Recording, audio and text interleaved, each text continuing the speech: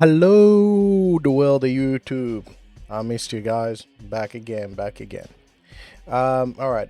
We're just starting with the UFC at the moment, and we're trying to find out um, who we got for UFC 321. Now, I haven't done one of these in a while, but at the moment, we have probably a decent card. I would say it's probably one of the best cards for people like me that's been following the sport for a minute, and might be a little bit different for people who haven't been following the sport for a while. So, what do we have? We have for the main card, we have Tom Aspinall versus Ciryl Gane at the top of the card, and they are ready. These guys, for some reason, they got it wrong at every single damn point. What do I mean by that? You know what I mean by that. I don't need to elaborate. They got Tom Aspinall for the longest time. He thought this dude was ducking him, and only like very recently he goes and talk to Ciryl coach, right? He runs that camp from France, where like it's a very good camp because it's like the equivalent of city kickboxing in New Zealand, right? He got Francis Ngannou out of there, Ciryl Gane out of there, Imavov out of there, and there's so many more. I don't know who it is. Like, for the life of me, I wish the God of War was coming out of there as well, but he isn't. But let's talk. Like, we'll talk about that, but we'll get to it.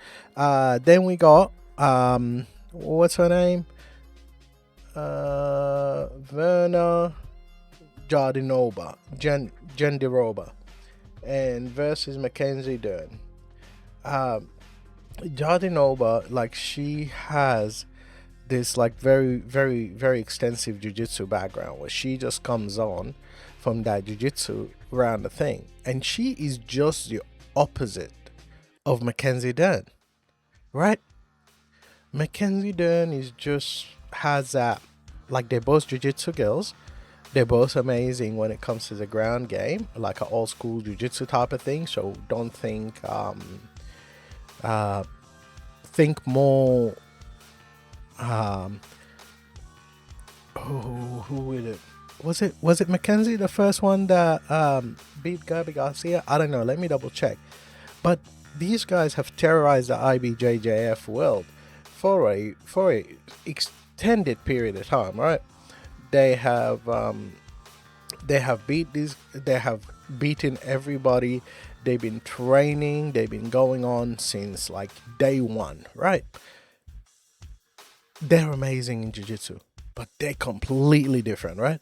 Mackenzie Dern is, um, for lack of better word, she's pretty, she's somewhat feminine, she's, I don't know, sorry, but this is not a knock on anybody. This is just like the visuals of it, right? And Jandiroba on the other side, or Jandiroba on the other side is more of like you can see her, like she's a tougher girl, like she gonna whoop some ass, like when she gets to it. But yeah, but they've been very consistent. Mackenzie Dern has 20 fights. She lost 5 of them. She won 15, which is all right. And this was before she, I don't want to say hooked up because that gets, but technically, like, it's almost like a relationship when you go. And she went with the guy that trains, I believe, Chito Vera, and Michael Bisping. I'm having a bit of a blank mind, like a blank here, but he trains Michael Bisping. He trains for a while there. He's a boxing guy. Like, he trained Mackenzie Dern. For a while he trained that Iranian guy that used to train with Ronda Rousey back in the day. I'm having a very difficult day remembering names. Maybe I should take notes before I start talking, but I'm freestyling this a little bit. Yeah, maybe it's more for the stream quality. All right. So then we have that's our co-main event, and that's gonna be great. Now these girls, if they get you anywhere, you're like literally like think Eminem and be like your life is ruined. You are in for it, and they will put you through it. They will put you through it like yeah. And I don't think Mackenzie Dern has any issue of breaking someone arm. What do I mean by that? Like a lot of people will get the arm and all of that, and they're like, all right, well, I'm gonna just make it known that I can break your arm. And then you get like Frank Mir. Well, I'm breaking your arm. Like if you let me get there, I'm breaking your arm. You do it. Like what was that guy that used to like just ruin he ruined so many careers. He went and had a jiu-jitsu match against Gary Tonin back in the day. Usama Polaris. He's like Toquinho or something. They used to call him like the Stump. No, Toquinho is somebody else. Never mind. Let me I'm tripping. So we're gonna get that like vintage jiu-jitsu. We're gonna get to like position before submission. We're gonna get that, and I swear there's like a meme coming about of Mackenzie Dern, and it's like in all of her fights they show a girl like in a weird position. Then we got before that, so I'm just going backwards, right? So we have a heavyweight, we have a woman's strawweight, I don't know what that means. We got bantamweights, which I think is where Merab is at, because it got Omar and Mario Batista. Omar is 18-1. His only loss is to Merab. Mario Batista is 16-2. I don't even know who he lost to, but I've seen him melt people. What do I mean by melt people? I mean by he goes in, he fights them, and he would fight literally from minute 1 to the last, the same pace, the same breath, the same everything. The dude is just a cardio machine, right? And that's why is that important right now? That's important right now because we got Merab as a champion, and the only person that can contest with Merab so far, like they all can be there, but they're not gonna beat him. He's just consistent, and now he's saying like I'm getting better. We all thought he was like what he said in his last interview. Oh, everybody think I'm wrestling guy. I'm not wrestling guy. I am judo guy. Can you imagine? Yeah, this dude went and took all these people down and beat the bejeebies out of them, and he's still like a jiu-jitsu guy. Like he's not like a judo guy. The amount of people that were giving Ronda props, Ronda's an Olympian, so that's different, that were giving Ronda props, they were all saying, look, it's not her judo, but judo, if you go like through the cage work and all of that, maybe judo is better because you get them in those compromising position. You have these, and judo slams are like ridiculous. Let me tell you a bit of a backstory, right? Between 115, 120 kilos, right? I don't know what that's in pound. You deal with it. Not many people watch this, so you put it on a converter. So I'm by all means a fat chunky guy. I'm about 5'10", being generous. Sometimes I'll say 5'11". I'm like sort of like just hanging below that 6 foot mark, right? Maybe some will look at it that way, maybe some will look at it a different way. Let me deal with my own issues at my own time, right? Let me continue with the story. I got into this like Gracie Baja gym, right? My friend got me through it and all of that, and we just went in and we had a bit of a jiu-jitsu journey, and I was like a white belt, right? And then they just put me, and it's very hard to like do the heavyweight division, so you just go like heavyweight. So I'm going there, and I was like, surely they don't make them as pudgy as me and all of that. And then this like Islander guy, which is either a Maori or a Samoan, we got We got in the middle of it. We're doing like this tug of war. Homeboy somehow picked me up in the hip toss, right? So now like the whole fucking earth is upside down because the whole thing like goes in slow motion. And I am looking, and like my whole view is like I'm looking at the ceiling and whatnot, and I'm thinking like, ah, snap. This dude hit me up on the floor and then falls on top of me. And he is same big as me, or maybe a little bit bigger. But he's a little bit taller, so he's wearing it differently. No excuses or nothing. We're still on the ground. I felt nothing. I just heard, oh, and this is mats. You usually don't hear like unless you slap it with like a flat thing. So I must have like fell right slap, like I did the opposite of a frog flip, and the whole place just went woo. This is back in 2010. Sorry, maybe 2011. I'm not sure. And the whole place just went woo. It's like in sync. And I swear to God, I didn't feel it.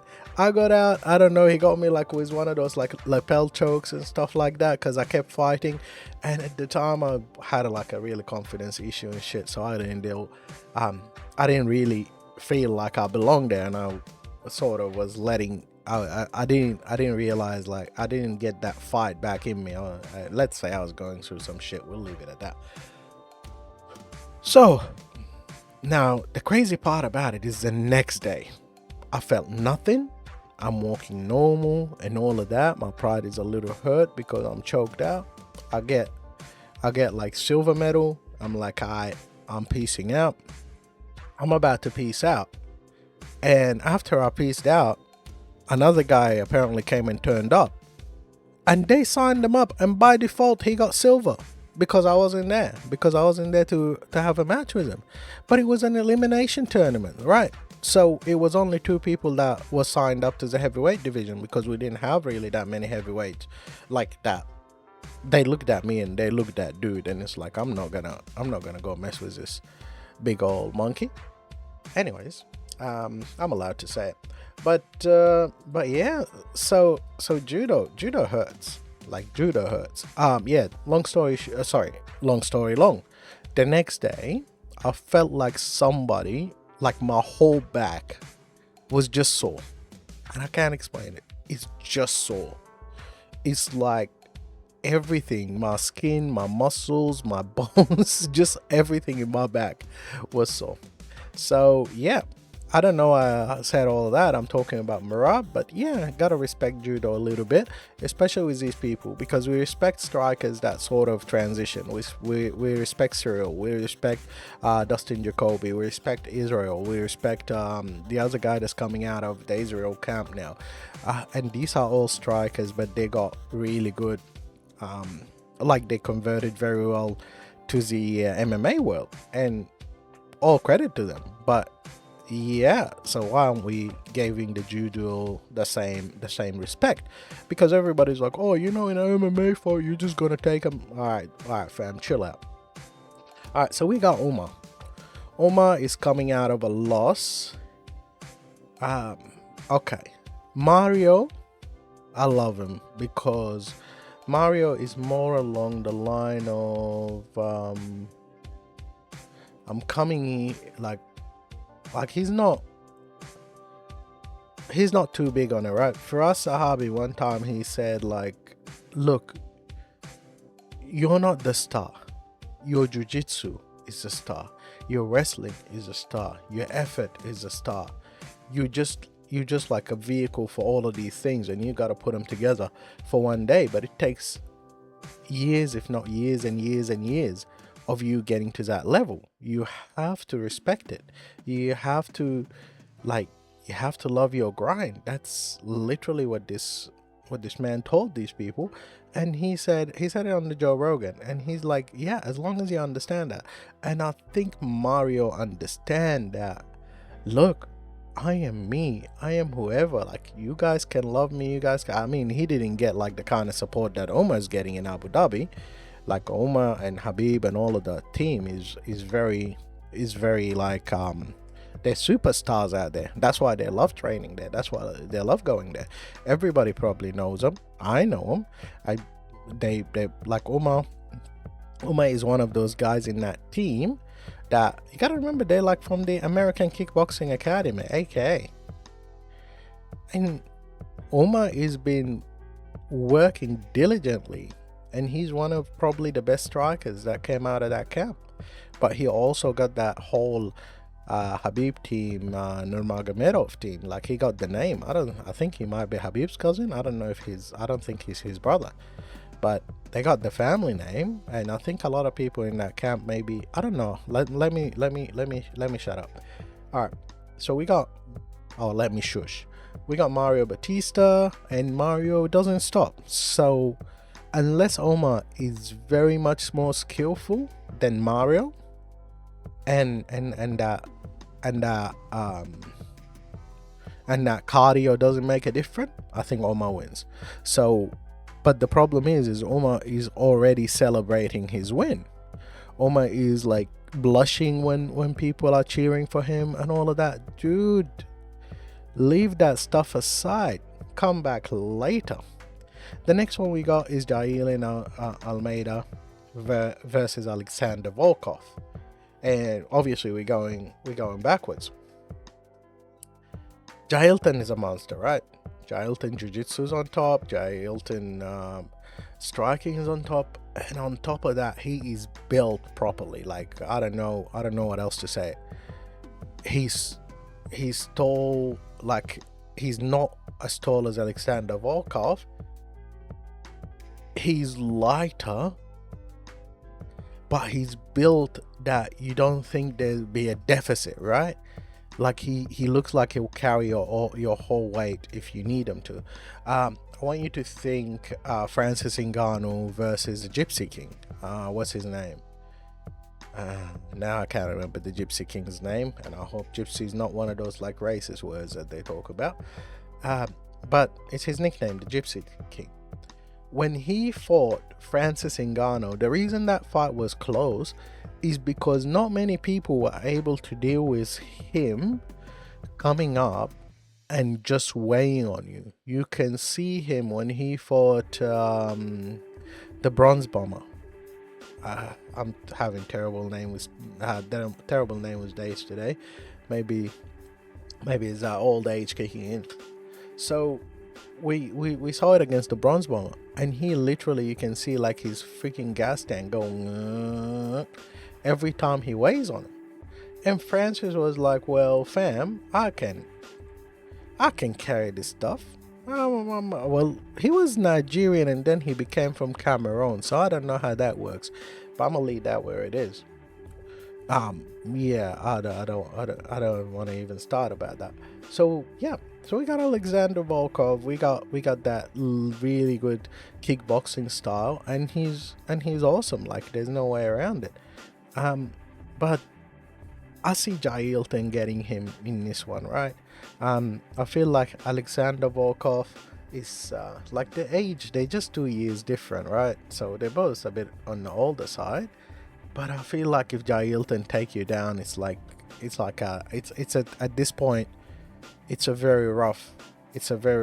You have to be a certain level to get out from underneath them. You have to be legitimate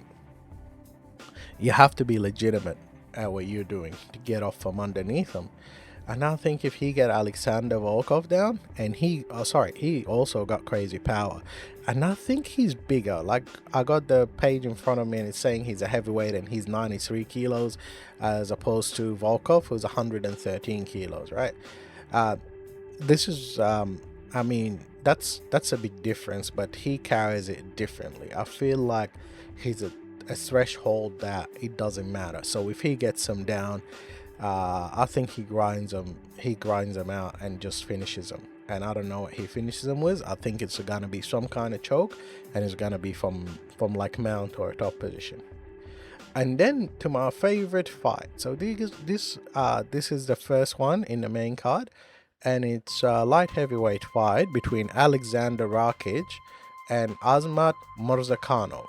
Azmat Murzakanov is appears to be very good. I just rewatched his fight versus Dustin Jacoby, because when I saw him he's doing like this bounce, and he's mainly boxing, and he's a lefty from what I can see, and what he is he's undersized, and undersized I mean like a bit smaller height wise, I think.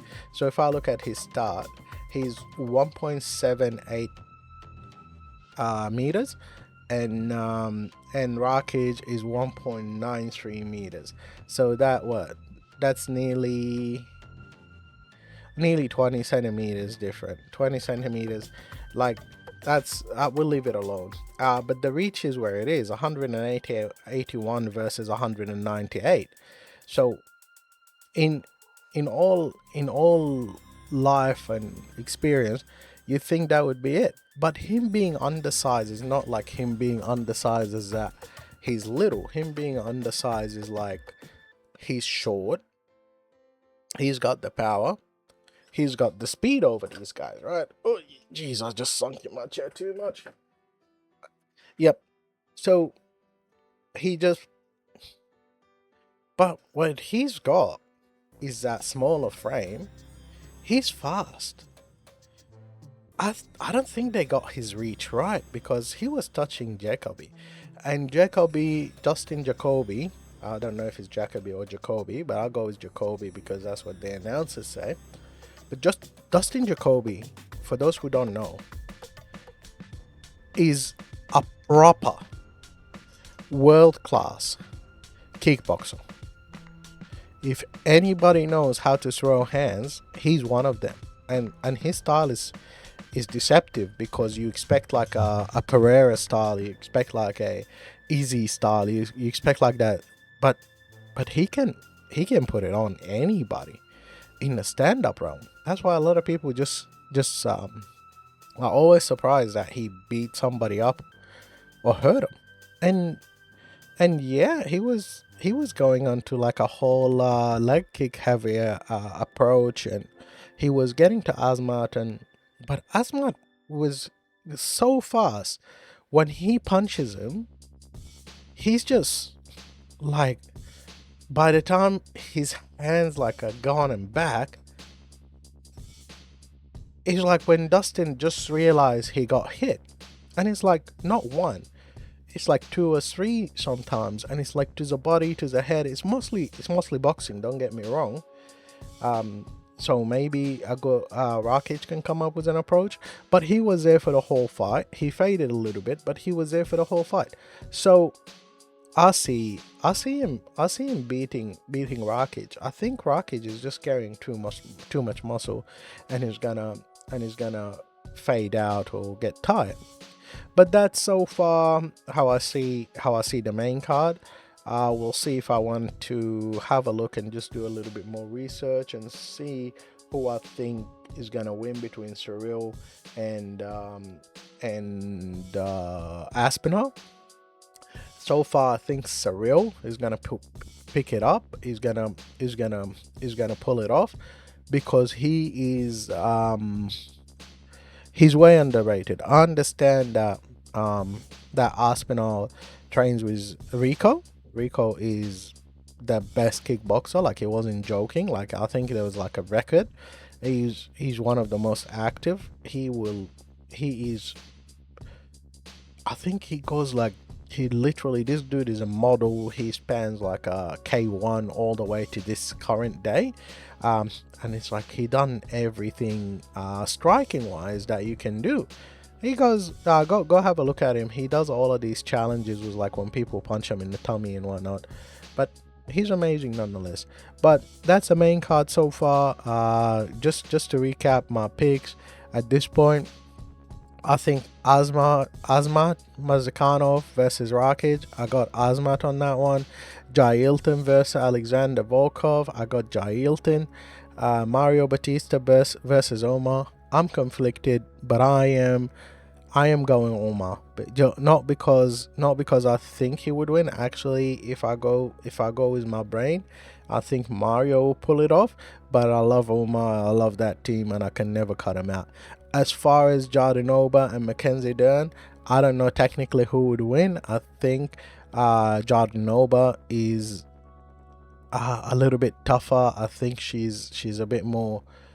Sorry, they're both tough, but I think Jandiroba has been through a little bit too many wars as well. She got less losses, and they have the similar background, so it's not like maybe she's gonna be worried about Mackenzie taking her down.